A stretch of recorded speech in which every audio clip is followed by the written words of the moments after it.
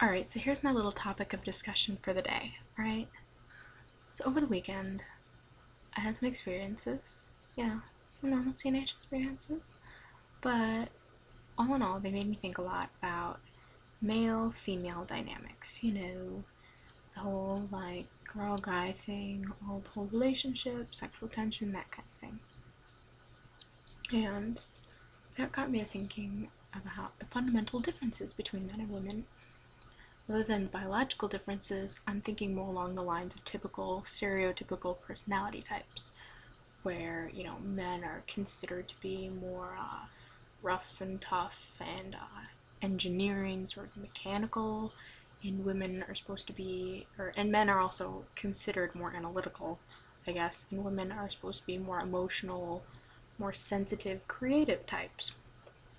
And while in some cases this is totally true, it's very often that women are creative, and a lot of time men are very mechanical and women feel more.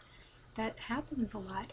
But what also got me thinking was, if you fit some of the criteria for a woman, but you fit some of the criteria for a man, what does it make you? Because biologically, I'm a woman. But when it comes to a lot of personality types, a lot of interests, some of them fit a man. So for this, I was just curious and I wanted to look up the definition of a woman. So I did that. I went to dictionary.com and I looked up the word woman. And the first thing that came up was a female human being. Awesome, that helps a lot. So in order to continue, I looked up the word female.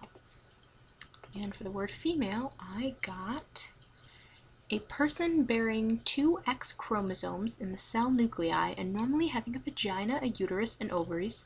Check, check, check, check.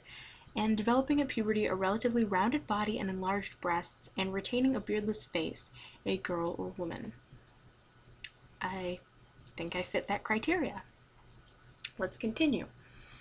After I went to dictionary.com, I decided, now sometimes the dictionary definition doesn't quite describe something you might like, so I went to urbandictionary.com. I looked up the word woman, and now I got some more immediate results. And this is what it said. Woman. 1. The female of the human species, for counterpart see also man. 2. Is neither inherently superior nor inferior to the male. What she lacks, he possesses, and vice versa. Only distinguishable via genitalia. 3. Now this is what got me here. This is what got me. Generally an emotional creature due to inherent hormonal physical traits resultant of genitalia necessary for childbearing. Physically weaker than the male and due to societal emphasis on physical prowess tends to be forced, assumes the role of an inferior or subservient creature, thus the prettier of the species, which is lame, but tends to think with the right brain, creative, and thusly tends to be more creative than the male counterpart, blah blah blah, and then it goes on to the biological things. Now here's where the question comes in.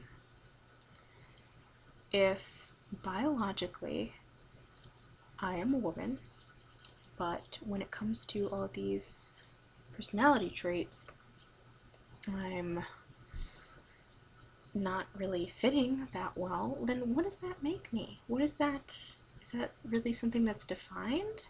Can I call myself a woman then? Am I allowed to?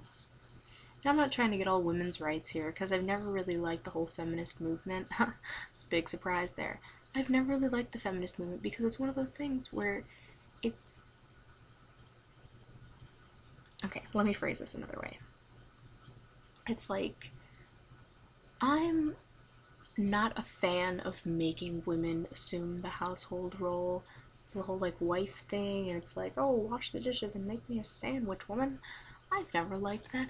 But then again, the feminist movement, I feel like, sort of does the exact opposite of that by making women go out into the world and all get jobs and all do that kind of thing. And it's like, well, no. Some women want to stay at home and they want to be women, in the typical sense. Others, case in point, don't. And I think that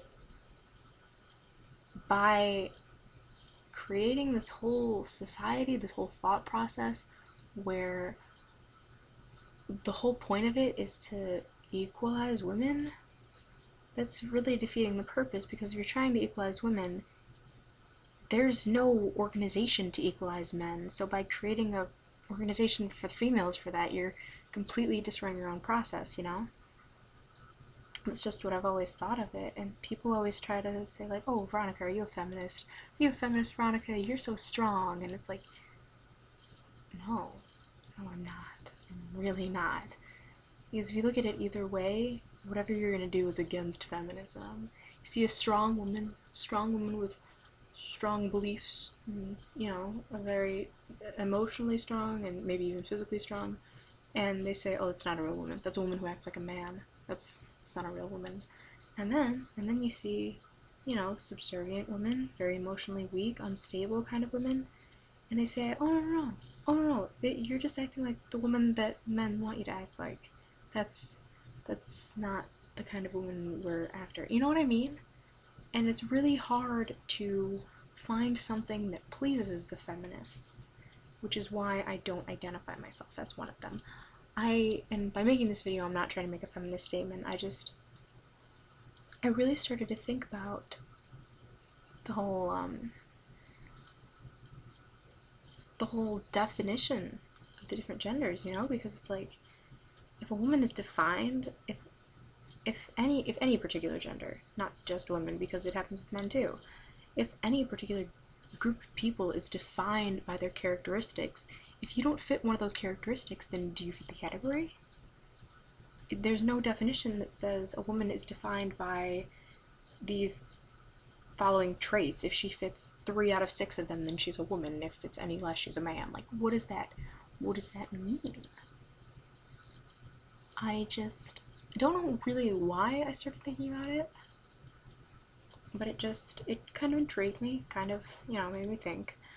But yeah, so if you have any thoughts, if you'd like to comment on anything, if you'd like to make a video response, which nobody will probably do because nobody ever watches these, but yeah, if you just have any thoughts, I'd really love to hear them, because it's a topic that I find really interesting, and it's, you know,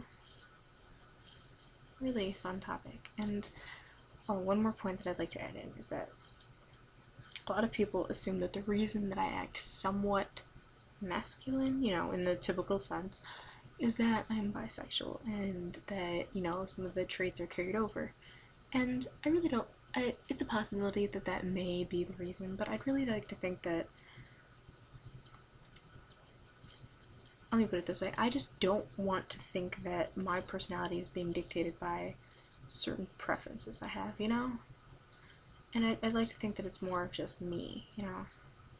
And that maybe my preferences are dictated by my personality, something like that. I don't really know what I'm saying, but when I'm talking about sexual, not sexual, but you know what I mean, like male-female kind of things, don't confuse that with me talking about sexuality, because when I'm talking about strong women, I'm not talking about lesbians. When I talk about, like, more effeminate men, more emotionally centered men, I'm not talking about gay men, I'm just talking about people in general, regardless of what their sexuality is. I'm not talking about what people are attracted to, I'm talking about their personalities. So I really just want to get some feedback on that and see if maybe I'm not the only one who thinks about this kind of stuff. And I will talk to you guys later. Bye bye.